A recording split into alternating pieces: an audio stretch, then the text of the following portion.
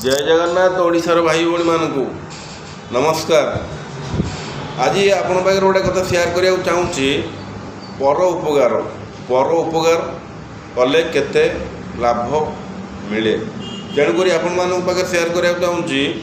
जो लोक मानू आपण मैंने बेसी भल पाऊे ता परिवार हो कि पड़ोसी हो कि बंधुरे हो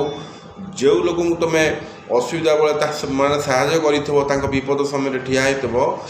होता पिला छुआ को स्नेह आदर रे बांधि रखि खाइला पतर दौव दिने ना दिने देखु सी दिने ना दिने आपण मानू सी एभली किला आपण पछरे सजाड़ी देव जे आपण लुचिकी कांदिबे आज्ञा एभली तुम कि शत्रु साजिब तुम कह एभली शत्रु मो जीवन में केबे मु देखि नथिली। तेणुक उपकार अच्छी साहय अच्छी जो मैंने बुढ़ा बुढ़ी लोक निरीह निआश्रित लोक तांको साहय कर कि सफल मिल भगवान पाखरे भगवान को पाखरे पहुँचो मेसेज। तेणुक ए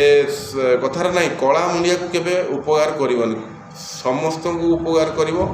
प्रत्येक पशु पक्षी को गोटे साधारण कुकुरटे जदि आपण मैंने पोषे तुमर नमक खाया मैंने तुमको जी छुईब तुम पाख पशु पशु सी भो भो करे मनीष से नुह मनीष हूँ खाइबे तुमको टिके दुई तीन मीटर जदि आगू पड़ेगा से तुम विरोध में गपिब। मु कहार कारण कौन ना जो मैंने परोपकार करुँच ठीक अच्छे आपण केते भल काम कर सी भगवान पाखरे जाए पहुँचुची भगवान ताको सब माने आपन फल देवे किंतु आजिका कलिजुग मनीष को दियोनी साहाय्य करनी कहीं कहूँ बहुत लोग अच्छा परोपकारी मु भी जड़े परोपकारी बहुत प्रकार साहाय्य लोक करे लोक शुणे नहीं मेडिकल इमरजेंसी पड़ो मो गाड़ी मु आगे तरह बाहर कर नहीं जाए लोक मैंने शुणे नहीं खाई शोई पड़े न शुणला बगिया पलैबे किंतु आज्ञा मु कौन पर लोकर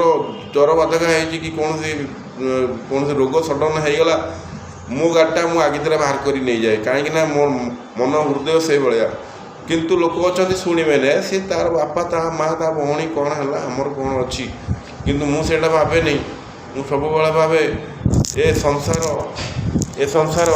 भगवान भगवान को पाई आमे काम करिबा भगवान को पाई काम करिया मतलब मानव सेवा होउची माधव सेवा। जय जगन्नाथ जय जगन्नाथ।